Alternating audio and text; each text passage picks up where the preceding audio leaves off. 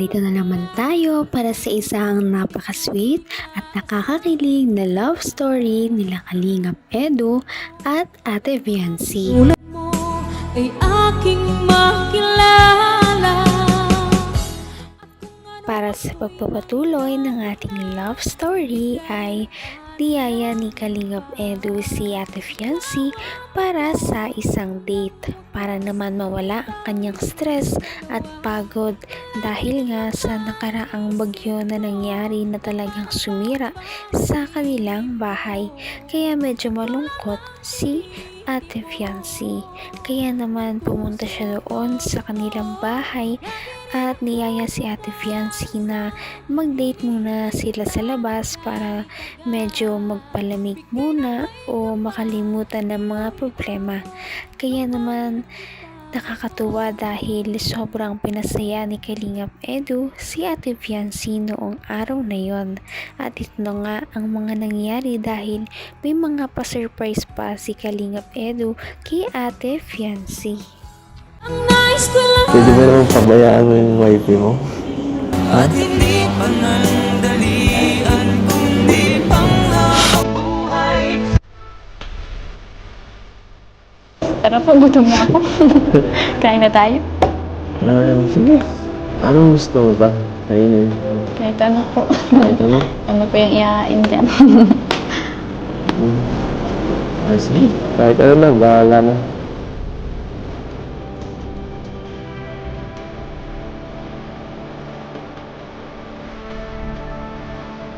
Teka lang ha.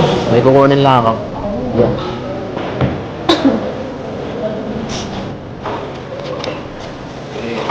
Ay, grabe ha. Tara. Sabi mo, Sarah. Kaya po. Ay, may cake. Grabe. Grabe, ang dami agad. Okay, man. Oo. Ay, bulong lang yan. Sige, bulong mo yan. Galing mo natin. Ay, salamat po, kuya. Sa lahat. Sa lahat ng nagbigay nito, salamat po. Sponsor. Ay, thank you po.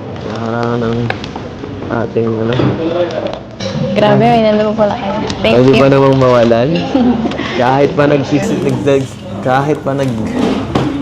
nag-ano dito, nagkakagulo na. Grabe at napaka-sweet talaga ni Kalingap Edu kay Ate Viancy. Talagang alagang-alaga niya ang kanyang wifey. At sinurprise niya pa talaga ito ng pahanda para sa kanilang monthsary. At syempre dahil na rin to sa mga tulong ng kanilang mga supporters na walang sawang sumusuporta sa kanila. Grabe Thank talaga.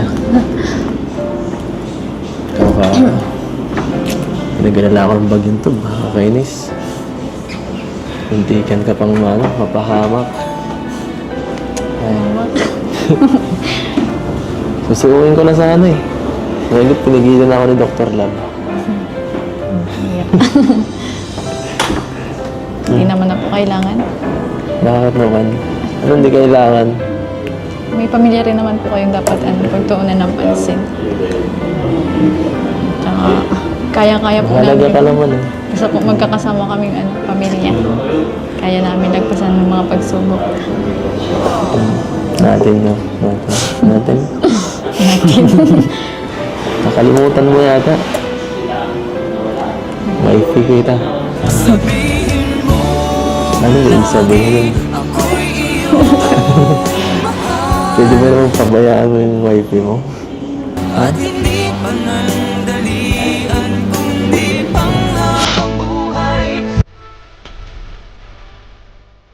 Tara po, gutom na ako. Kain na tayo. Sige. Anong gusto mo ba? Kainin. Kahit ano po. Kahit ano? Ano po yung ihain dyan? Sige. Kahit ano lang, bahala na. Grabe, napakasimple lang talaga ni Ate Viancy na klaseng babae dahil kahit ano ang ihain sa kanya o ibigay, talagang tinatanggap niya ito ng masaya at bukal sa loob niya, at hindi talaga siya nagdedemand na klaseng babae, kaya sobrang gusto talaga siya ng mga viewers, lalong-lalo na si Kalingap Edu. Ay, grabe! Grabe. Happy Mansari. Thank you po. Ay, may gate na. Grabe. Grabe, ang dami regalo. Happy Mansari. Oo. Ay, bulong nga yan. Sige, bulong mo yan, ha? Galingan natin. Ay, salamat po, kuya. Salamat. Saka sa lahat ng nagbigay nito, salamat po. Ang sponsor. Ay, thank you po. Ng ating ano. Grabe, may nandun po pala kayo. Thank Pwede you. ba namang mawalan? Kahit pa nag-aano dito, nagkakagulo na. Umulan, bumagyo, magkagera, hindi matitigil ang Mansari.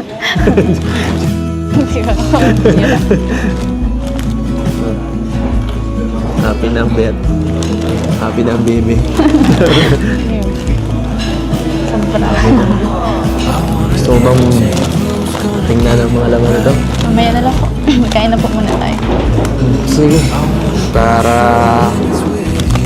alam na ng chat mo dyan. Gutom ka na yata eh. Kanina ka pa. Namamayat ka na talaga. Kaya thank you. Nakita ko na talaga ang ano mo.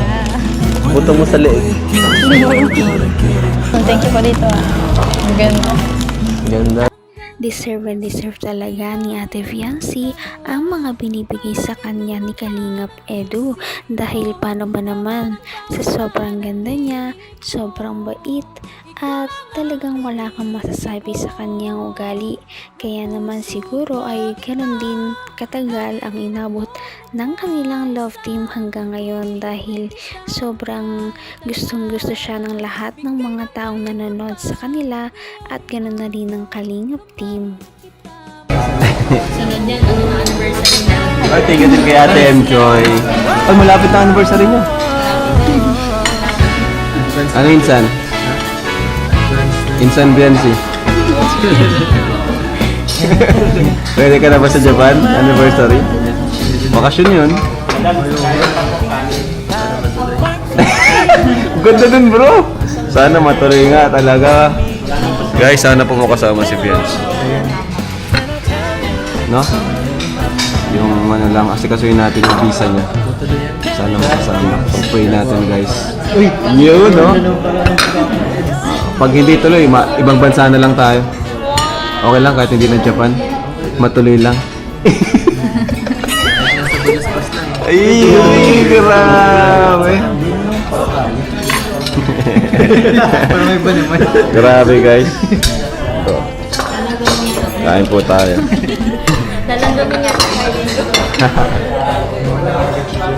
Lechop lang, bro. Lechop lang, bro. Kain kayo.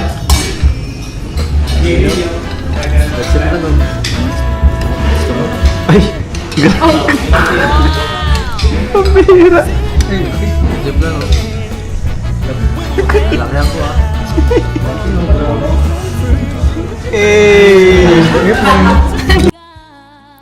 Hindi na rin makapaghintay ang lahat sa nalalapit na anniversary ng EDC Love Team.